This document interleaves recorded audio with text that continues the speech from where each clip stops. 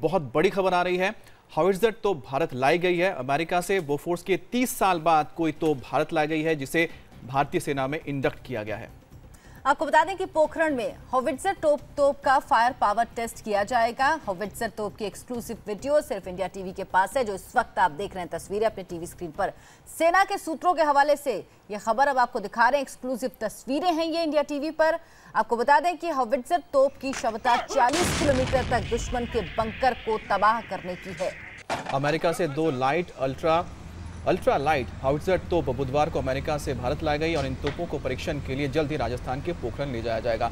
इसकी कुछ विशेषताएं हम आपको बताना चाहेंगे कि बहुत हल्की होती हैं, इन्हें कहीं भी हेलीकॉप्टर के जरिए तैनात किया जाता है, खास तौर पर वो पहाड़ी इलाके जहां पर किसी तरह के बड़े गन्स को पहुंचाना बहुत दिक्कत होता है। कारगिल वॉर में हमने देखा था किस तरह से बोफोर्स ने कामयाबी हासिल करवाई थी भारतीय सेना को। तो इस तरह की जो हावित्ज़र तोप है जो अभी आई है M777, ये बहुत कारगर साबित होगी, चाहे वो नॉर्थ ईस्ट का बॉर्डर हो चाइना के साथ या फिर नॉर्थ में पाकिस्तान और चाइना के साथ लगे हुए बॉर्डर्स पे भी इन्हें तैनात किया जाएगा।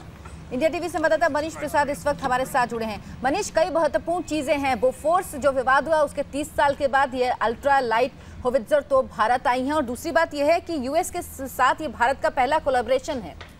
अर्चना, ये गेम चेंजर के तौर पर साबित होगा। M777 ultra light howitzer guns, 145 RT guns को भारत और जो यूएस के साथ समझौता हुआ है करीबन $700 मिलियन का, उसके तहत इसको आना था। तो आज सुबह करीबन 7:30 बजे पहली 2 अल्ट्रालाइट हावित्ज़र गन M777 इस समय भारत पहुंच चुकी है, इंटरनेशनल एयरपोर्ट पर है। वो यहाँ से उसे पोखरण ले जाया जाएगा, जहाँ पे जो इसकी रेंज है उसको टेस्ट किया जाएगा। इसके बारे में बताना बेहद जरूरी है कि ये BAE सिस्टम द्वारा बनाया गया है।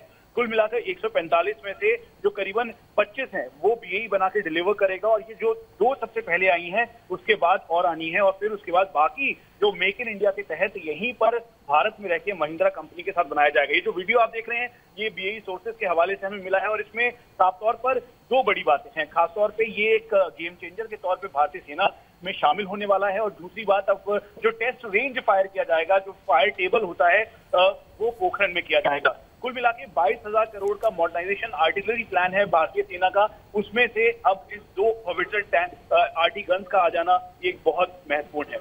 मनीष, ये जो गन है ये काफ़ी सक्सेसफुल रहा है अफगानिस्तान में भी, और इसके अलावा अमेरिका की हम बात करें इराक में भी इस्तेमाल किया गया था। तो उस लिहाज से अगर भारत की बात करते हैं तो भारत के जो आर्मी है उसके लिए अब कितना फायर पावर बढ़ गया है?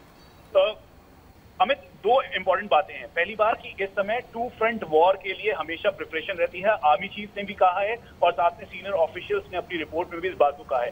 तो माउंटेन रेंजेस में जब कारगिल हुआ था तो बोफोर्स गेम चेंजर के तौर पर सामने आया था। ठीक उसी तरीके से एक बहुत बड़ा गैप था, और पिछले 30 सालों में कोई भी हमने RT गन नहीं खरीदी थी।